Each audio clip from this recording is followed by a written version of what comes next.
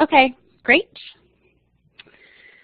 So hi everyone, I'm Carrie Bishop. I'm over at the CTL, and I have Sherry Cosser with me too, logged in here as a moderator. And welcome to today's Lunch and Learn. Today we are going to be talking about rubrics and eLC-New, and also welcome to Blackboard. If you haven't used Blackboard before, I just want to show you really quickly a few things. You have a chat window down there on the lower left-hand corner, and you are welcome at any time to text chat me a question, and I'm going to be keeping an eye on that while I'm talking and try and answer those questions. Additionally, if you'd actually like to speak and ask a question, I'd ask if you would just raise your hand. And the way you do that is by clicking the little hand button that's underneath my video. And when you do that, it'll show me that you want to ask a question, and I will indicate for you to speak. And when you're ready to talk, you just click that big talk button that's also underneath the video. At this point, you guys are probably familiar with Collaborate, but just in case, I wanted to give you that. Now, what we're going to be doing today is talking about rubrics. We're going to start by just talking generally about what types of rubrics you can build in eLC-New, and then showing you how to get to that tool. And then we're going to walk through creating an analytic rubric. And then after we create the rubric, I'm going to walk through grading an assignment in the assignment drop box with the rubrics, and then also grading discussions with rubrics. So hopefully we're going to get through all of this. This is also being archived, so if there are parts that you want to rewatch after it's over, you'll be able to do that by going to the CTL website. Additionally, if your Collaborate starts to break while I'm talking, I'm going to go ahead and type the support link for Blackboard Collaborate so you can get that help if you need it, okay? Does this sound good to everybody? Yep, awesome. Okay. So what I'm going to do now is actually turn my video off so I can save bandwidth, because the application sharing that I'm going to use is pretty resource intensive. So bye. Okay, I'm still here. I'm just not in the corner anymore. So I'm going to go ahead and hop over to eLC-New. All right. So hopefully you guys are seeing my eLC-New on your screen. And where we're going to start is where the rubrics tool is. So rubrics is not one of those tools that's included in the default toolbar that comes when classes are created in eLC-New. So where you have to go to find it is the additional tools widget, and that's actually down. I'm going to scroll down here at the bottom of the screen. Oh, hold on, guys. I believe I am logged in as a student.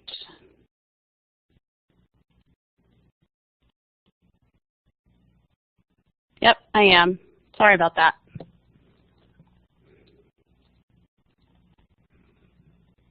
Okay, let's try that again. So the additional tools widget is down at the bottom of the page when you're on your course homepage. And in that is the rubrics link. So I'm going to go ahead and click on the rubrics link, and this takes me right to the rubrics tool. And you can see I already have a number of rubrics built in here. And what I want to do first is just show you an example of the two kinds of rubrics that are available in eLC-New. So the two kinds you can create are holistic rubrics and analytic rubrics. And you can see over here on the type, I have mostly analytic. I have one holistic because I want to show you an example. So a holistic rubric is a very basic rubric. It only has one criteria, and it doesn't break the student's performance into separate criteria. It's just scores based on one criteria. So I'm going to show you what this looks like. And again, this is just a very, very basic rubric. So you can see there's just one, that middle column is that one criteria, okay? Most of the rubrics that you are probably using or you've seen are analytic, which have multiple criteria, and that's what we're going to build today. Can you guys see that all right on your screens? Awesome. Okay. So that's what the holistic looks like. Now, there may be a situation where it suits your needs, but generally speaking, people are making the analytic rubrics in eLC-New. So let me show you first an example of an analytic rubric, and then we'll go straight into building one. Okay. So this is a big old analytic rubric, and this probably looks more familiar to you. There are multiple criteria on that first column going down, reference list, citation, type of resources, and then going across the top, we have the levels, excellent, good, and fair. And this rubric I'm showing you is actually exactly the rubric I'm going to walk through creating today, okay? So let me close that preview. So to make a rubric, the first thing you need to do is click New Rubric, and I need to give it a name. So I'm going to call it Final Project Rubric. And underneath the name, you have status. Now, this is really important. In eLC-New, you can have a draft rubric, a published rubric, or an archived rubric. And once a rubric is published, you cannot make any additional changes to it. You can't change the levels and the criteria anymore. So it's really important that when you're making a rubric, you leave it in a draft status until you're ready to actually, it's all done and you're ready to use it, okay? Archived would just be if you're done with it and you want to keep it in the list but have it archived. So I'm going to leave this as a draft right now because we're going to be making changes. The description is just how it shows up in your rubrics list. So I'm going to add a little description here. Then underneath the description are the two types that I talked about, analytic and holistic, and we are going to choose analytic. Then right under that, analytic, I'm going to tell eLC-New how many levels, and that's the excellent, good, fair, and how many criteria I want on my rubric. So on this rubric, I'm going to have 3 levels and just 3 criteria. And if you have a rubric that you're using that you're trying to put in eLC-New, you'll be able to fill in this information. Okay, so the last choice I need to make is the scoring method. And I have, oops, it doesn't like that, options for text only, points, and custom points. So the difference between points and custom points is that custom points gives you more flexibility. With the point setting in your excellent level, every single criteria will have the same points value. So if you want to have a rubric that has different points value for each of those boxes in the rubric, you need to choose custom points. So I am going to choose custom points for this rubric. Okay. So now I'm going to save what I've done. Hold on here. Good. And I'm going to click on over to my levels and criteria. And this is where we're going to actually add the stuff that's in the rubric, the information for you and the student. Okay. So here we are in this first screen, and we have a nice table with no information in it. Something that can save you time when you're building your rubric is to use the drop-downs that are at the very top in the headers because it allows you to edit multiple items at the same time. So if I want to add all of my criteria names and all of my level names at the same time, I'm going to click on this drop-down right by criteria and choose Edit Criteria Group. And you see this allows me to add multiple things at the same time. So I'm going to add my levels, excellent, good, and fair, and then I'm going to add my criteria. And for this particular rubric, and this was based on an essay rubric, so I've got reference list, citation, relevancy, and then types of resources. Okay, so I've added my levels and my criteria. Now I'm going to click Save. Okay, so now it's starting to look a little bit more like an actual rubric, but we need to change the points and add the descriptions for each criteria. So again, using this top drop-down is going to save you time. I'm going to click here by excellent and edit the entire excellent level. Okay? So for my reference list, 25 points is an excellent reference, and then I'm just going to paste some text in here. And I'm just going to paste the same text in all of these to save us a little bit of time. My citation, 15 points. And you see what I'm doing is I'm adding the points value for excellent and then adding the description of that particular criteria. At the top, it says I'm editing the excellent level. And then I'm just going down each of my criteria and putting in the information for the level for that criteria. Okay, and 15 points, and then I'm going to paste text in here. The feedback is optional. I'm going to leave that blank right now because I'm going to give students individualized feedback when I do the grading, and we'll go over that a little later. Okay, so I've done my excellent level. I'm going to click Save. And now I'm just going to move on down to good and fill in the information for good as well. So clicking the drop down again and clicking Edit Level. And I'm going to add my points here.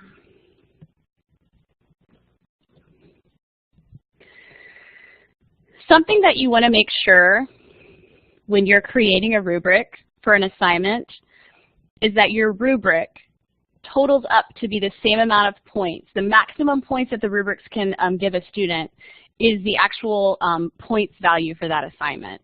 eLC-New can do the math for you if they're different points, but I think it just makes things easier if the points are the same on the rubric and the assignment. So for example, for this, if this was for an assignment Dropbox assignment, I would want to make it 100 points because if this student scores excellent in all areas, they receive 100 points in the assignment. Does that make sense? All right.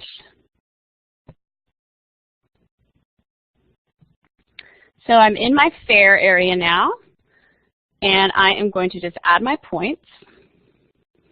Oops. Sorry, I know that's jumping around on your screen. So I'm almost done filling it out. And this is really the most tedious part, obviously, of creating a rubric. And it would be nice if there was a way to just, import it in, but you do have to do this. But once you've created it, you can always copy an existing rubric and edit it. So you don't have to start from scratch every time. Okay. Did I do my points value right? I did not. I want to make sure my points add up correctly, so I'm going to go back and change this last one. Okay, so I've got, now it really looks like a rubric. I've got my criteria on the left-hand side, and then going across the top, I have excellent, good, and fair. So the last thing I need to do is edit these bottom levels, and I think this might be the most confusing part for people of creating a rubric because you're used to putting the maximum points value in that lower area. So you would think, oh, excellent, the most points they can earn. Did I do this wrong? I did. I'm going to fix one other thing, y'all. I'm sorry. Sorry, I'm looking at my other computer. All right. Now that adds up to 100. You would think that in the excellent column I would put 100 down here, but actually what eLC-New wants to know is what's the minimum points value the student can earn in that section. And the way you get that number is by looking at the maximum points value of the section before. Now I know this is probably sort of confusing, so let me try and explain it again. In the good section, the maximum points value I can earn is 66 points. So when I go down to edit that overall score in the excellent section, which I'm going to do now, I'm going to put, oh, I messed up.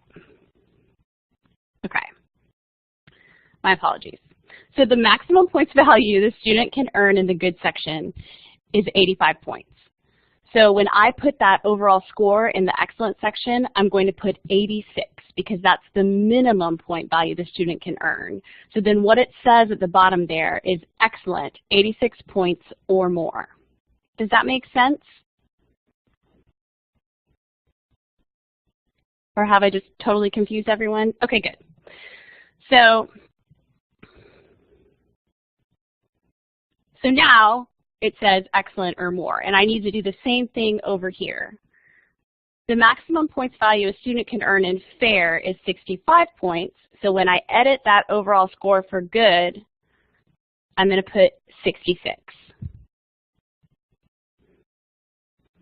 And I'm also going to edit the level name so it says good at the bottom. And then on that last level, you're just going to leave it as 0 or more because the minimum number of points a student can earn on an assignment is 0 points. Okay.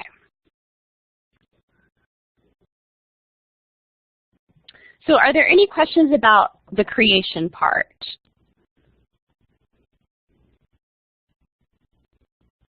No? Okay. So at this point, we have a rubric that's ready to use. So what I want to do first is show you how to associate this rubric with an assignment Dropbox and use it to grade. So before I do anything else, I need to click back on the Properties tab of the rubric and change the status to Published. This makes the rubric available to be associated with an assignment. So I'm going to make it publish and click Save. And now it's ready to be used. One thing I didn't mention at the very beginning is down here at the bottom of this first screen, under Advanced Availability, you need to always make sure that this is checked. It says Allow New Associations in Competencies. By default, it is checked, so you shouldn't have to check it, but don't ever uncheck it because that's what allows the rubric to be used across the board in eLC-New, okay? All right, so I'm going to go back to my rubric list, and now I have my final project rubric, analytic, and it's ready to be used with an assignment. So what I'm going to do now is go over to the assignment Dropbox and attach it to an assignment. So here in my assignment Dropbox, I have my final project folder. And I want to use this for students to submit their assignment and then use the rubric to grade. So I'm going to click on the folder. And look, I already have some submissions. Sharita Klauser submitted a paper, and so did Carrie Bishop. So to associate the rubric with the folder, I'm going to click on Edit Folder at the top. And then I'm just going to click Add Rubric. And I'm going to associate it with the final project rubric that I just created. And then I'm going to scroll down and click Save. So now I have a rubric associated with this Dropbox.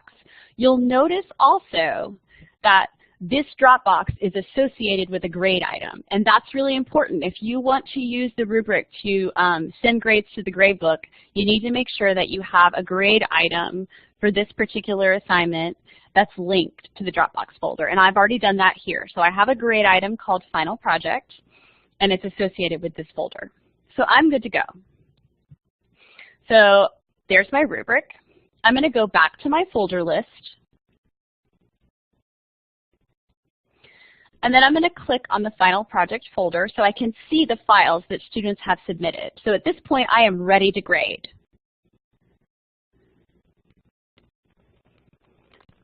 So scrolling down, I have my list of students, and I'm going to look at Sharita Klauser's submission. So over here on the right-hand side, there's a link that says Leave Feedback, and this is where we're going to come to grade using the rubric. So I'm clicking on Leave Feedback. And now we have this screen here. So Sharita submitted. Oh, okay. Audio is sounding weird. All right. I'm sounding like I'm nylon. That could be good. Hold on one second. Let me get my audio and see if I can do anything.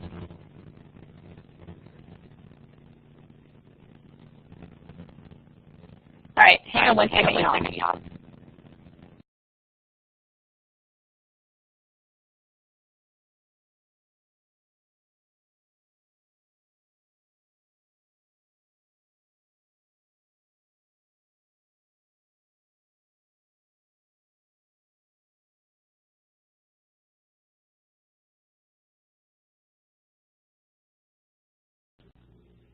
Okay, is that any better? Okay. Well, all these people need to stop getting on the internet. We're trying to learn about rubrics over here. All right. So Sharita submitted a document.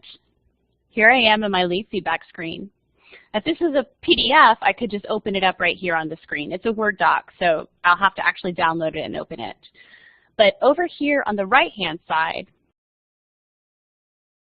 is what I want to look at, because it says Final Project Rubric Analytic. This is the rubric that we created. So I would open up Sharita's document, and then I'm going to click on the rubric. I'm going to open this up so you guys can see it. Sorry, there we go. And so now I can just click and give Sharita points. And something important to note, you know, I have 1 point value set up here for the excellence section, but if I think that Sharita doesn't really deserve 25 points, but she deserves more than 20, I can go over here and click on the pencil and I can change that points value. So I can give her 23, and then I can leave her feedback for this area too.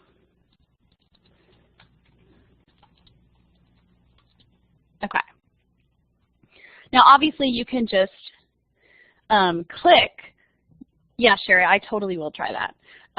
Obviously, it'll just click. I can just click, you know, and use the points value in there too, but it also gives you the option to customize. So I have to scroll all the way down.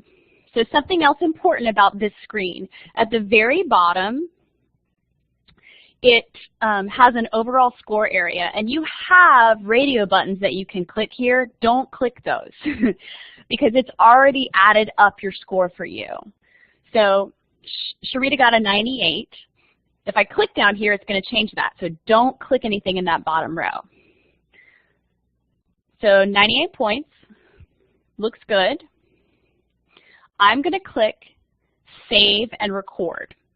And notice I also have transfer rubric feedback to general feedback for the assignment. What that's going to do is that little comment that I left up in the first section, that's going to transfer to the gradebook as well as the grade. So save and record. And you'll notice there's that feedback that I put in the rubric. Okay. Sherry wants me to try opening this document. I'm going to. Well, fancy. I think you're right, Sherry. Of course you're right. Very cool. So this is super nice. I had thought it was just for PDFs, but it looks like it's for Word docs too. And this is just a great workflow. You know, you can look at the document here and then open the rubric, assign them points, and then leave any other comments that you want to leave. And I'm going to just leave an additional comment.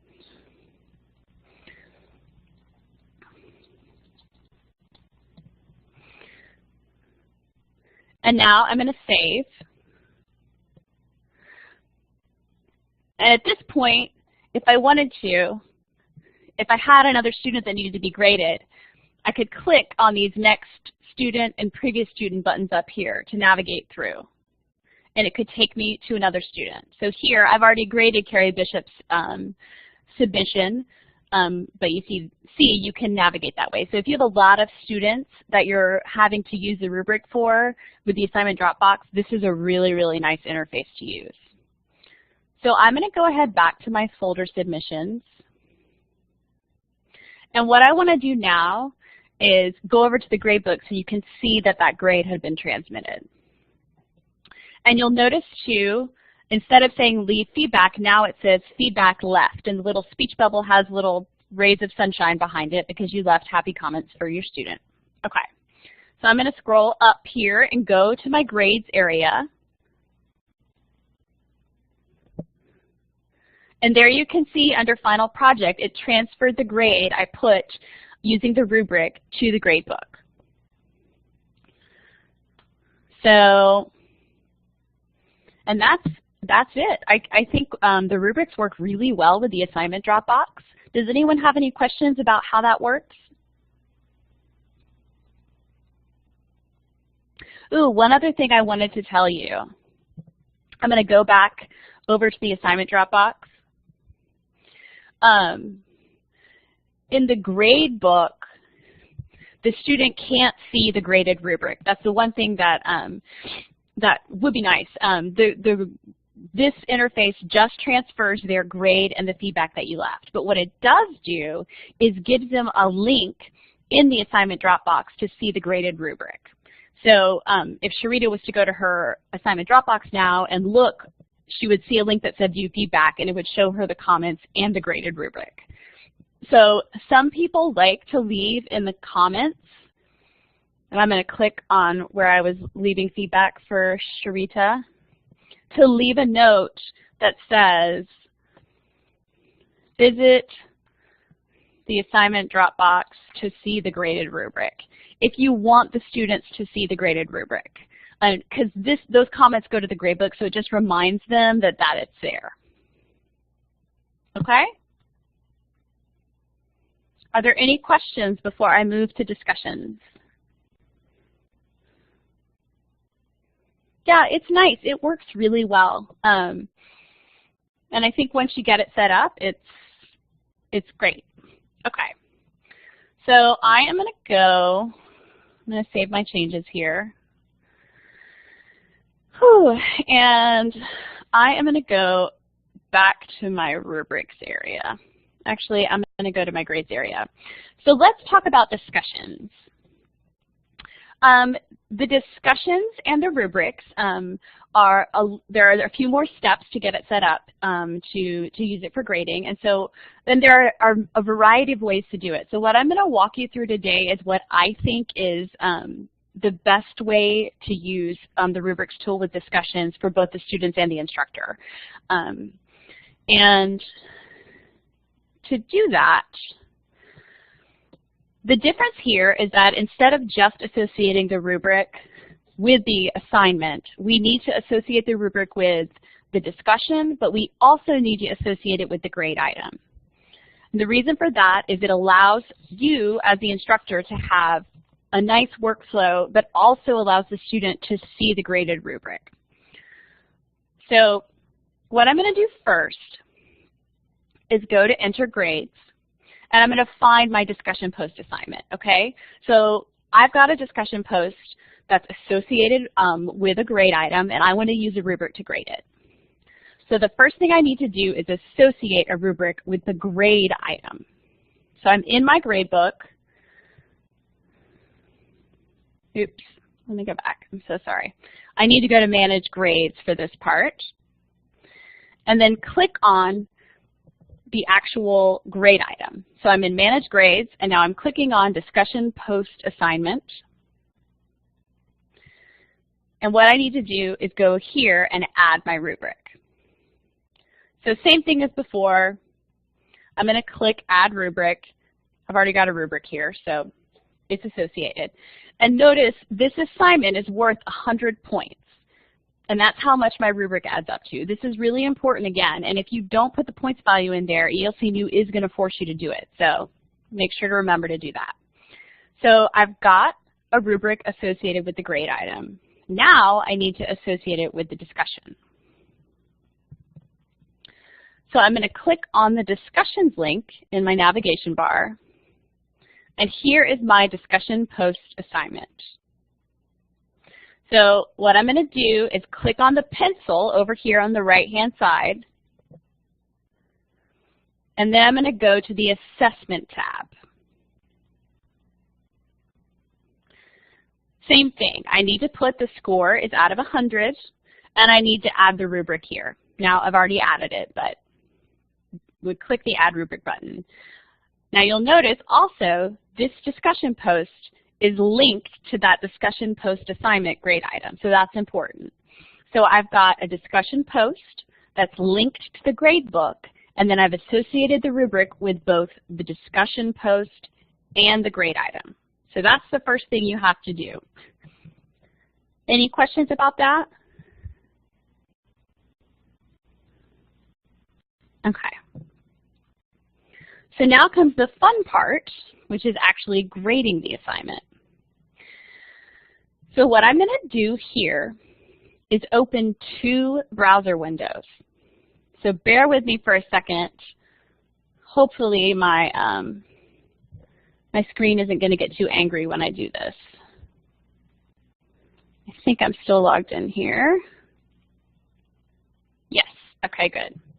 So in my left-hand window over here, I'm going to go to Discussions.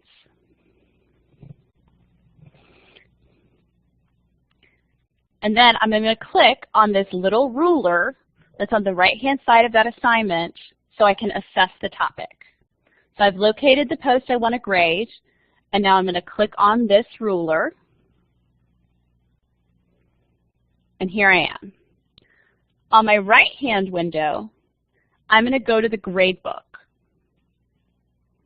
So I'm going to click on the grades link. It went to Enter Grades, which is where I wanted to go, and I'm going to find the discussion post assignment in the grade book. I'm going to click on this ruler next to the assignment, and then I'm going to have to scroll down here to see the students. So what I'm going to do right now is grade Sharita Klauser's post, okay?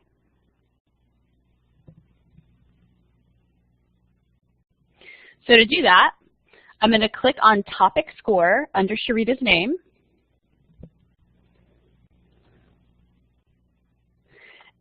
And now you can see I have a window to put a score and then her discussion post down at the bottom.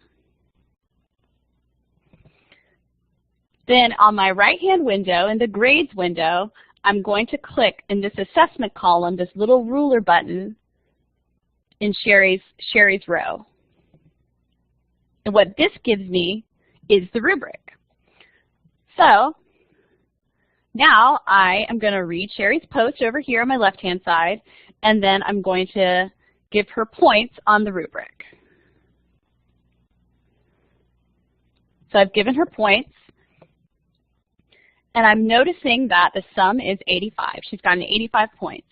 So now I'm going to type 85 over here in my left window, and I'm going to click Graded, which sends it straight to the grade book. I can also leave her feedback. So I've put the score in, checked Graded, and now I'm going to click Save. And it's going to say, oh, you're overwriting feedback, and that's okay. Go ahead and click Overwrite. And then I'm going to close out this window and save the page to refresh it. And now you'll see Sharita's score over here. Same thing. I save on my right-hand window and then close the window and then save to refresh. And once I do that, there is Sharita's score and the comments that I left her. So what this does is allows you to look at the discussion post and scroll down the class list. You can see each student is listed here, and when you click on that topic score, it shows you their discussions, and then use the rubric to actually generate the grade. Does that make sense?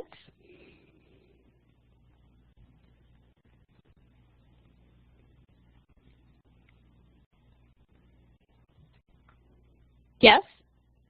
Great. Are there any questions about that? Yeah, it is a lot of steps. Oh, then that reminds me. Obviously, this will be archived, but there's also a short video that's available.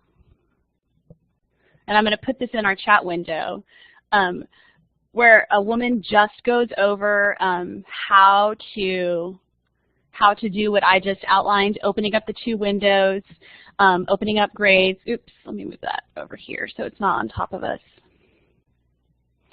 It's just a little screencast. It's like 4 or 5 minutes long, but I think she does a really good job of being clear about what you have to do to make that work.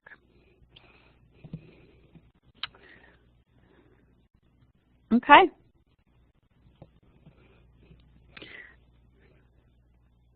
Well, are there any other questions? Are there any other topics about rubrics you want me to go over?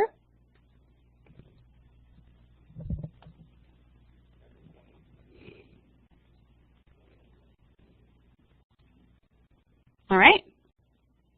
Well, if nobody has any other questions, those are the things I was going to show you, which means I'm done, and I'm done quite early. If you have additional questions about rubrics or you have a situation that you think you might need some additional help, you can definitely get in touch with us, and we'd be happy to help you set it up. But thanks for coming.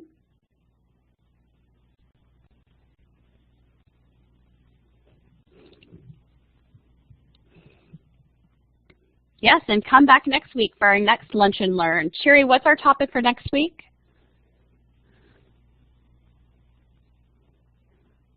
Yeah, I think so. Great. Thanks, everyone.